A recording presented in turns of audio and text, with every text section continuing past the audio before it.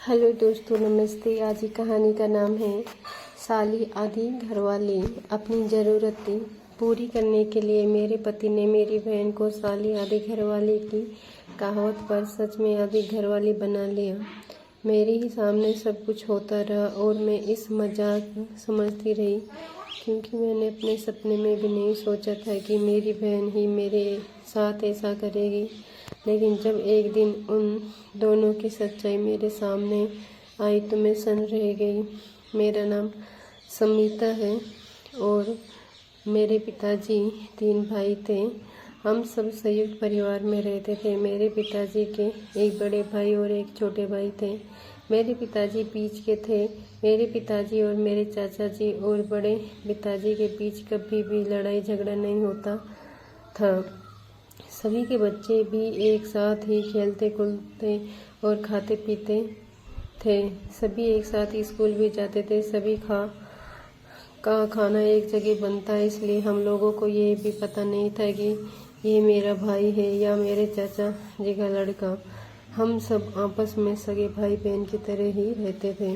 धीरे धीरे हम सब बड़े होते गए और शादियाँ भी होती गई। अब मेरी शादी की बारी थी। मेरे पिताजी, बड़े पिताजी, चाचा जी ने मिलकर मेरे लिए लड़का ढूंढना शुरू कर दिया। अच्छी तरह छानबीन करने के बाद मेरी शादी सत्येंद्र से कर दी गई। सत्येंद्र एक अच्छी कंपनी में बड़े से पद पर कार्यरत थे। हमारे बीच सब अच्छा चल रहा था, लेकिन तभी एक दिन मेरे चाचा जी की बेटी महक हमारे घर आई, क्योंकि उसकी नौकरी इसी शहर में लग गई थी जहाँ पर हम रहते थे।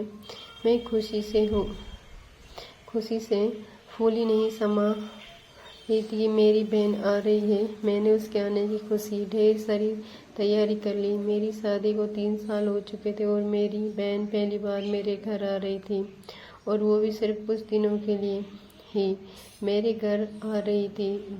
वह जैसे ही आई, मैंने वह सत्येंद्र ने उसका जोर जोर से स्वागत किया। इसी दौरान मैंने और सत्येंद्र ने पूरी कोशिश की कि उसे किसी भी तरह से असहज महसूस न हो। धीरे धीरे सत्येंद्र और मेरी बहन महक के बीच में मजाक का स्तर बढ़ने लगा। मुझे ये बात सही नहीं लग रही थी। मैंने अपने पति से कहा कि मेरी बहन से थोड़ा दूरी बना कर रखें। मेरी बात सुनकर वे बोले, अरे तुम्हारी सोच छोटी है, चलो मेरे ऊपर ने सही तो कम से कम अपने बहन पर तो भरोसा रखो। धीरे धीरे समय बीतता गया और मेरे पति सत्येंद्र व मेरी बहन महक के बीच नज़दीकियाँ बढ़ती गई। कुछ समय बाद महक जो जॉब करती थी उसने वे छोड़ दी और सत्येंद्र की ही कंपनी में जॉब करने लगी। अब तो दोनों घर से साथ जाते और साथ आते, साथ में बैठकर घर पर ही ऑफिस का काम भी करते। ये क्या हो रहा है? मुझे कुछ समझ में नहीं आ रहा था कि मेरी बहन मेरा घर बर्बाद करने पर लगी है।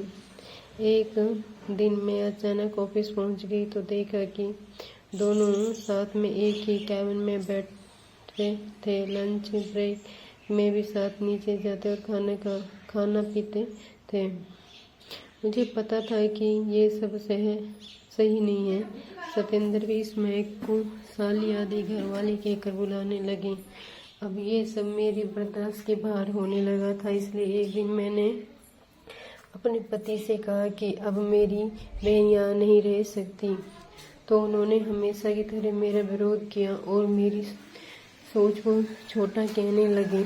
लेकिन अब की बार मैंने ठान लिया कि मैं महक को घर से भागा कर ही दम लूँगी। उन्होंने मुझे बहुत समझाया, लेकिन मैं नहीं मानी और महक से जाकर सीधा बोल दिया कि देखो बहन, मेरी ये पर्सनल लाइफ है और इतने छोटे फ्लैट में रहकर साथ समय बिताना आसान नहीं है।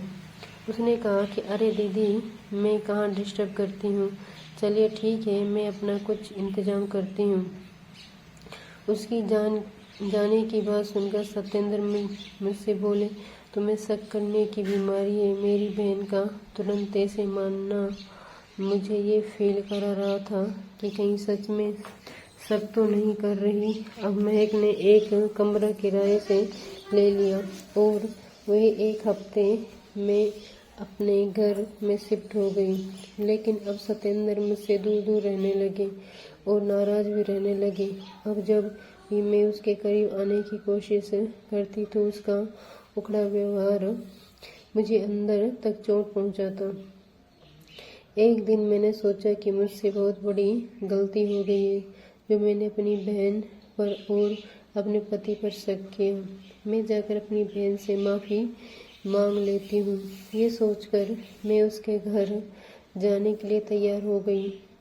पहले मैंने सोचा कि मैं अपनी बहन को फ़ोन करके बता दूँ कि मैं आ रही हूँ, लेकिन फिर मैंने सोचा कि अचानक जाकर मैं उसे सरप्राइज दे दूँगी। सत्येंद्र और महक का ऑफिस 6 बजे ख़त्म होता था, इसलिए मैंने 7 बजे जाने की सोची। लेकिन सत्येंद्र ने आज मुझे मैसेज कर दिया कि वे लेट आएगा। ऑफिस में काम ज़्यादा है, इसलिए मैंने इत्मीनान से तैयार होकर अपनी बहन महक के घर पहुंची। मैंने जैसे ही बेल बजाई उसने आकर दरवाज़ा खोला और मुझे देखते ही उसके चेहरे की रंगत उड़ गई। मैं अंदर पहुंची तो मेरी नज़र टेबल पर रखे हुए एक बैग पर पड़ी।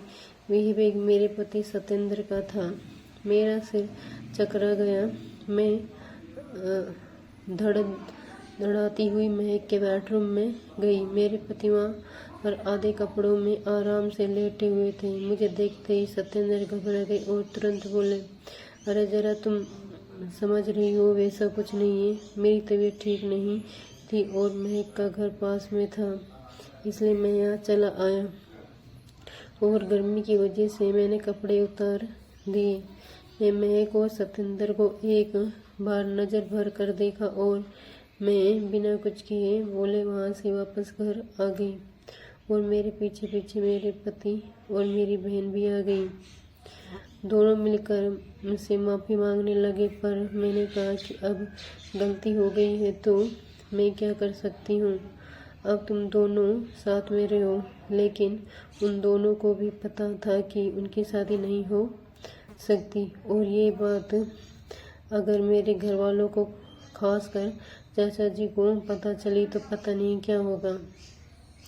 उसी दिन मैं अपने मायके चली गई। मैंने किसी को इस बारे में कुछ नहीं बताया। माँ ने मुझसे बहुत पूछा तो बस मैंने इतना ही कहा कि अब मैं अपने पति के साथ नहीं रह सकती, लेकिन अगर शादीशुदा बेटी मायके में आकर रहने लगे तो थोड़े दिनों बाद माता पिता भाई बहन सभी का रवैया उसके प्रति बदल जाता है। वैसे ही मेरे साथ भी होने लगा। मैंने धीरे से वहाँ से भी अपना सामान बांधा और लखनऊ आ गई। मैं पढ़ी लिखी थी, इसलिए मुझे एक छोटी सी नौकरी मिल गई जिससे मेरा गुजारा होने लगा। माँ के अलावा किसी को नहीं पता कि मैं कहाँ हूँ और मैंने ऐसा क्यों किया, क्योंकि अगर घर वालों को महक के बारे में पता चल जाता तो वे महक को मार ही डालते और सत्येंद्र को भी नहीं छोड़ते। और मैं नहीं चाहती थी कि खून खराबा हो, इसलिए मैंने खुद को ही किनारा कर लिया। महक की इस हरकत से अब कोई भी बहन अपनी बहन पर भरोसा नहीं कर सकती। 5 साल हो गए हैं मुझे यहाँ रहते हुए। मैं सोचती हूँ कि क्या बहनें ऐसी होती हैं।